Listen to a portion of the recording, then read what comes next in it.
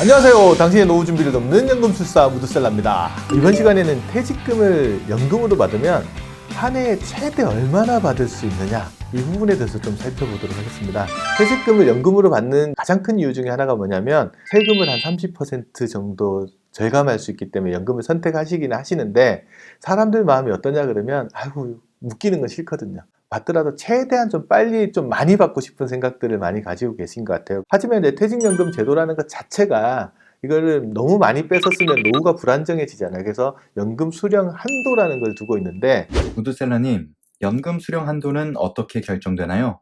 퇴직연금 계좌에 들어있는 잔고를 밑에 10일 마이너스 연금 수령 연차로 나눕니다. 그렇게 나온 금액을 곱하기 한 120%를 한 금액이 그해 연도에 수령할 수 있는 연금 수령 한도라고 보시면 됩니다. 예를 들어서 이제 올해 55세인 홍길동 씨가 7월 달에 퇴직하면서 퇴직금으로 한 2억 원 정도를 받으셨다고 가정을 해보겠습니다. 이분이 퇴직금을 받자마자 연금 계좌, 그러니까 연금저축계좌나 IRP 계좌에 퇴직금을 바로 집어넣고요. 그 해부터 바로 연금으로 수령하기로 했습니다. 그러면 이분은 올해 받을 수 있는 연금, 최대한 많이 뺏었으면 얼마까지 연금으로 수령할 수 있는지를 볼게요. 첫 번째, 이제 연금 계좌에 딱 열어보면 이제 들어간 게 퇴직금밖에 없으니까 퇴직금만 있겠지. 2억 원이 딱 있을 겁니다.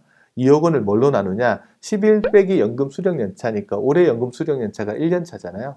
그럼 11 빼기 1 하면 10이 되잖아요. 그럼 2억 원 나누기 10 하면은 2천만 원이 됩니다. 그 금액의 120%, 1.2배를 하게 되면은 2,400만 원까지를 올해 연금으로 수령하실 수 있다라고 보시면 됩니다. 그러니까 자기가 가장 많이 빼서 쓴다고 하면 2,400만 원까지 연금으로 수령하실 수 있다라고 봅니다. 무드셀러님, 연금 수령 2년 차부터는 수령 한도를 어떻게 계산해야 하나요? 2년 차에는 2년 차가 시작되는 1월 1일 날 연금 계좌에 들어있는 잔고를 가지고 계산을 합니다.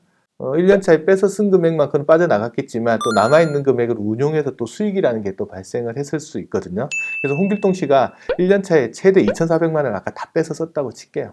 근데 남아있는 돈을 운용해서 또 수익이 한 400만 원 정도 생겼다 그러면 나간 돈은 2,400만 원이고 다시 생긴 거는 400만 원 정도 되니까 2천만 원 정도가 빠져나갔을 겁니다. 그러면 1월 1일자의 잔고로 한 1억 8천만 원 정도가 남아있을 겁니다.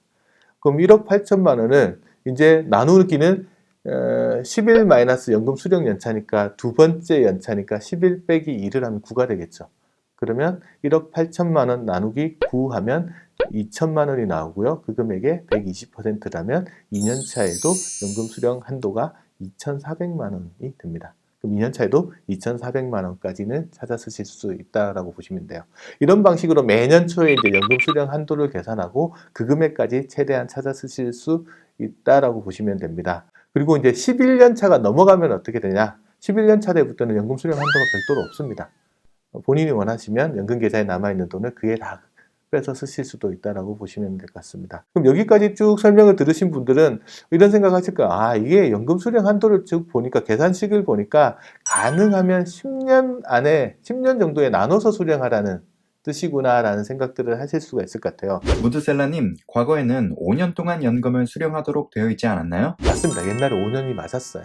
법이 언제 바뀌었냐면 2013년 3월 달부터 이게 5년이 아니고 10년 정도 이상 연금을 수령하도록 법이 바뀌었습니다. 그러면 이제 과거에 가입하신 분들을 좀 손해보게 하면 안 되잖아요.